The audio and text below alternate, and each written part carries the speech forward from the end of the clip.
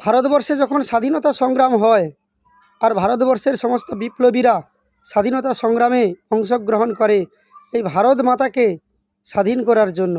আর সেই সমস্ত বিপ্লবী যাদের ফাঁসি হয়েছে, আবার কারোর জেল হয়েছে, কালাপানি জেল হয়েছে, সেই সমস্ত বিপ্লবীদের পাশে এক সময় আমাদের রাজ্যের মুখ্যমন্ত্রী মমতা ব্যানার্জি ছিলেন তাদের পাশে। তিনি স্বয়ং নিজে সেলুলার জেলে গিয়ে আর বিপ্লবীদের সঙ্গে কথা বলে এসেছিলেন। সেরকম একটি বিষয় আপনারা হয়তো শুনলে অবাক হয়ে যাবেন, বিশ্বাস করবেন না। আপনি কিংবা আপনারা আমাদের মুখ্যমন্ত্রী মমতা ব্যানার্জির মুখ থেকেই শুনুন সে কথা।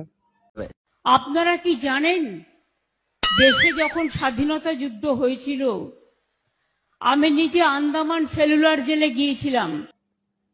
শুনলেন তো? এবার ভেবে দেখুন।